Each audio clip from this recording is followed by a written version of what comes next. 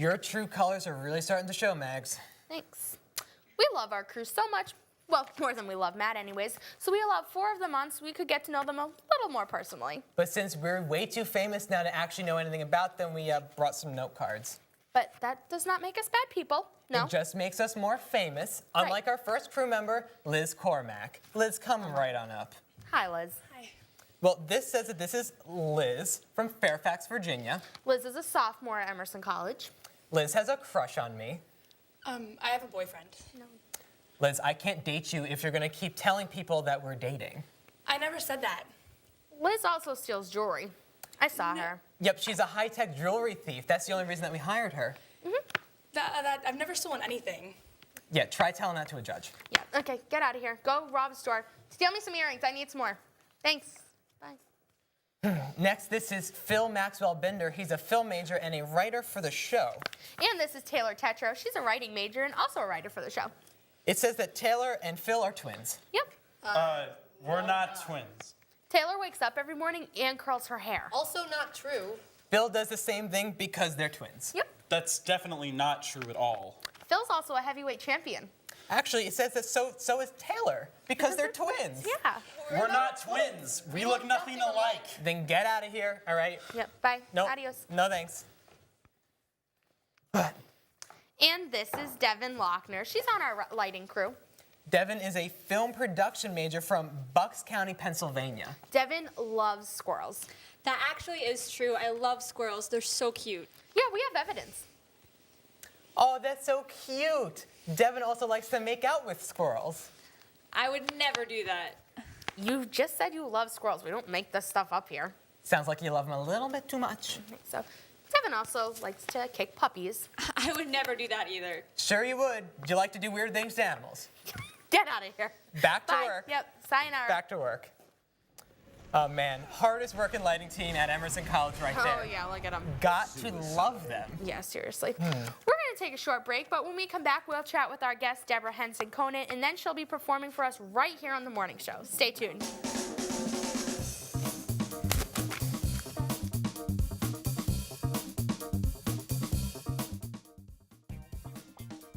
Welcome back to The Morning Show. We're here with Deborah Henson Conant, a Grammy-nominated harpist based in Boston, Mass. Thank you so much for being here today, I'm Deborah. happy to be here. It's so nice to meet you and meet somebody as equally as talented as we are. Oh, So why the yes, harp? I know what you mean. We don't get many harpists around here. Why the harp? Well, when I was a kid, actually, I wanted to play. This isn't exactly true, the story I'm going to tell you, but I wanted to play the harmonica. You know, because it was a small instrument I could carry around in my pocket. So I told my parents I want to play the blues harp because, you know, the harmonica is called the blues harp. And they totally misunderstood me, as I'm sure you've experienced with your parents. All the Got me a time. harp. Every day. And I said, what the heck did you get me? I said, I asked for a cheese grater? And they said, don't you be so particular. It's a harp. It's a blue harp. It's the littlest one we had. So that's how I ended up playing the harp. Total mistake. I love the story. I Oh, think it's thank you. perfect. I Thank think you you. can probably win a Grammy for spoken word for just the story. Oh, really? I agree. I think so. Oh, that's so great. So Yeah. how did you go from harp to this Right. innovative genre? Right. Yeah, it's great because originally I played a 6-foot tall, 75-pound concert harp. And I got very frustrated because I was literally, you know, you feel almost like you're in prison, literally, like when you're behind it like this. And I felt like that the harp was so beautiful and I was behind it and it was upstaging me. And so I started to learn how to stand up and play and move around. And once I started doing that, I realized I envisioned a harp that I could strap on like an electric guitar that would be as loud as an electric guitar. And so I started a collaboration with a harp company. And over 20 years, we ended up, harp after harp, got with this harp, which weighs 11 pounds, is made out of carbon fiber. They actually went to a bicycle manufacturer to have them help them figure out how to build it. And it's got one pickup here, like an electric guitar, and I can plug it in and I can just play. So part of it has to do with collaboration. Because you know that an artist is an individual, and that's sort of invention. But the alchemy comes when people work together. And so that's what was exciting about my collaboration technologically with this harp company. And not only were you so innovative with the harp, but you were also nominated for a Grammy. What were you nominated Right. for? I was nominated for a project because once I started playing this harp, I had this vision of me in front of a huge orchestra. And so I started learning how to write orchestral music. And so the Grammy was for crossover classical with a symphony orchestra. Amazing. So you're also famous around the Boston area for your song Belinda because you were part of a protest to save the tree, correct? That's right. How did you get involved in leading this? Well, I had fallen in love with this tree, and I had written this song many, many years ago, which I would be happy to sing for you now. And this song was actually sung at the tree just before it was cut down. But let me sing it for you as if the tree still exists. Well, perfect. She is here to perform, so she's going to perform for us this morning. And we think you're the first harpist we've ever had on this show. Here's Deborah performing her song, Belinda. And I'm hoping that you'll sing along here in the studio and perhaps at home.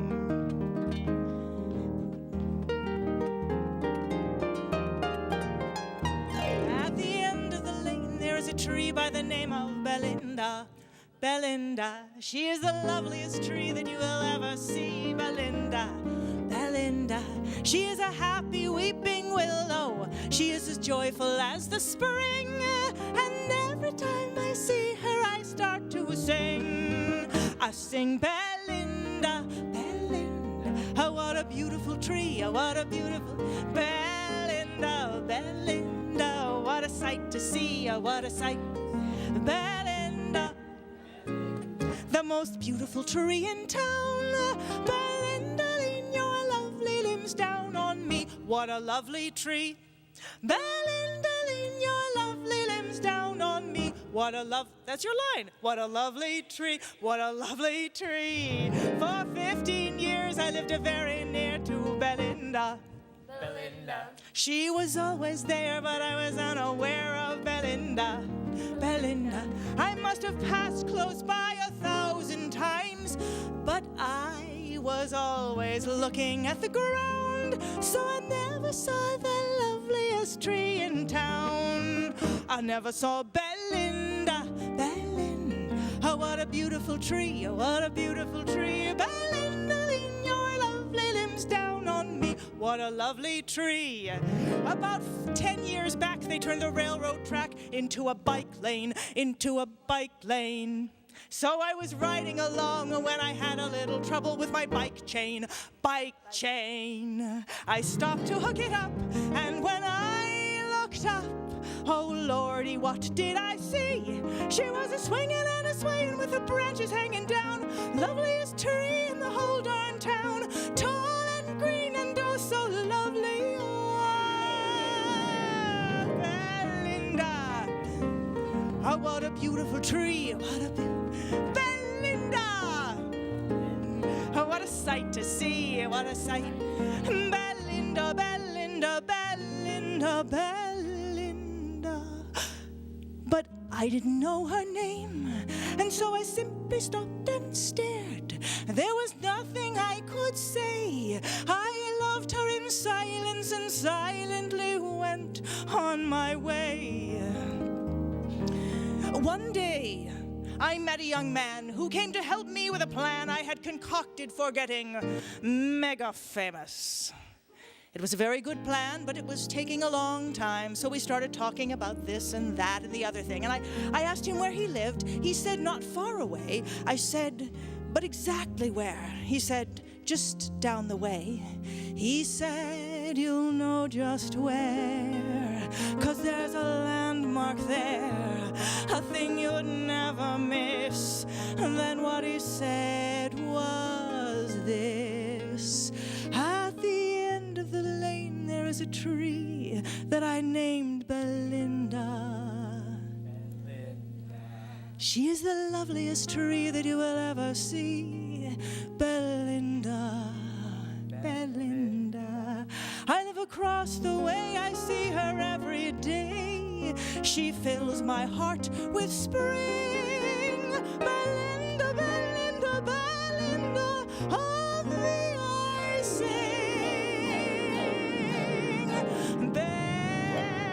Belinda, Belinda, oh, what a beautiful tree, what a beautiful Belinda. Oh, what a sight to see, oh, what a sight to see. Belinda, Belinda, the most beautiful tree in town. Belinda, lean your lovely limbs down. Won't you lean your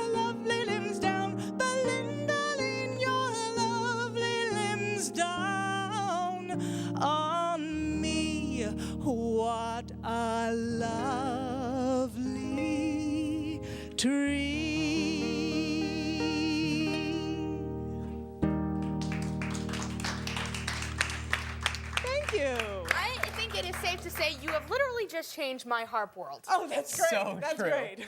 Yes, this is not your grandmother's harp. Most definitely not. Deborah's new piece, Honey, I Shrunk the Harp, is featured on her November 6th show at the Regent Theater in Arlington, Massachusetts at 8 p.m. Tickets are $19.50 to $35, but there's a special student balcony discount at $15. For ticket information, go to hipharp.com. And that's hip harp, H-I-P-H-A-R-P. It's not hip harp. Hip harp. Okay. We're glad we got that cleared up. Definitely. Thanks for watching. We'll see you next week. Here's Deborah performing one last song, The Way You Are Blues. But we hope that we brought you up. Enjoy the rest of your day. So this is a love song, blues. And you know, a lot of people write love songs to sing to the people that they love, but I wrote this song for my boyfriend to sing to me. And it goes like this. I love you just the way you are. Every wrinkle, every scar, and every line upon your face. I